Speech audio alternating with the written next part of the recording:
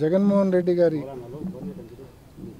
ఇవాళ నెల్లూరు ప్రోగ్రాంలో మరొకసారి కూటమి ప్రభుత్వము కక్ష సాధింపు చర్యలకు దిగిన పరిస్థితి మనం చూస్తూ ఉన్నాం.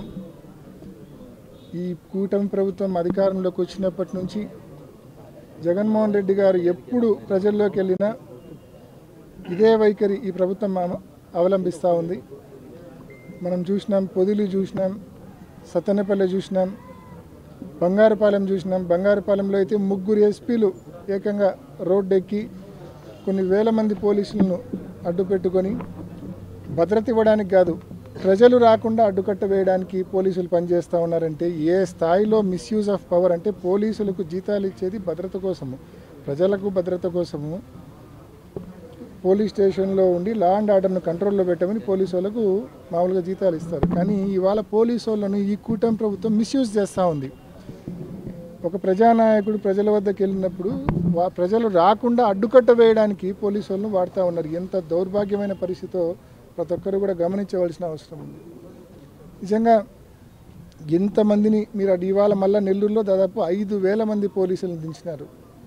నిజంగా వాళ్ళకు ఈ ప్రభుత్వం ఎందుకు ఇంత డబ్బు వృధా చేస్తూ ఉందో అర్థం కావడంలో, వాళ్ళ టీఏలు డిఏలు కోట్ల రూపాయల డబ్బు వృధా చేస్తూ ఉంది.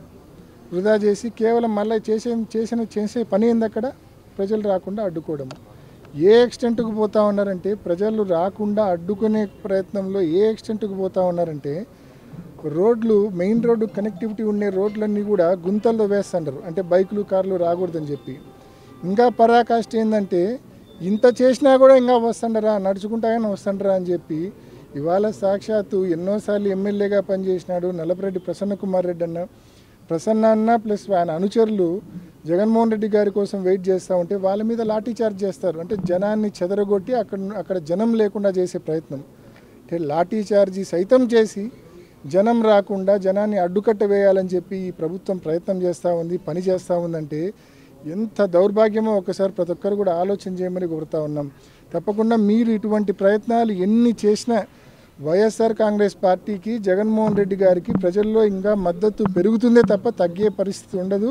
ఖచ్చితంగా ఇప్పటికే ప్రజలు ఇంత పెద్ద ఎత్తున రోడ్లు ఎక్కుతున్నారు, ఇంత పెద్ద ఎత్తున జగన్మోహన్ రెడ్డి గారికి మద్దతు పలుకుతూ ఉన్నారంటే 2 కారణాలు. ఒకటి ఆయన మీద ప్రేమ, రెండోది మీ మీద వ్యతిరేకత. ఈ 2 చాలా స్పష్టంగా కనిపిస్తూ ఉన్నాయి ప్రతి ఒక్కరికి కూడా. రోజులు లెక్క పెట్టుకోండి మీరు.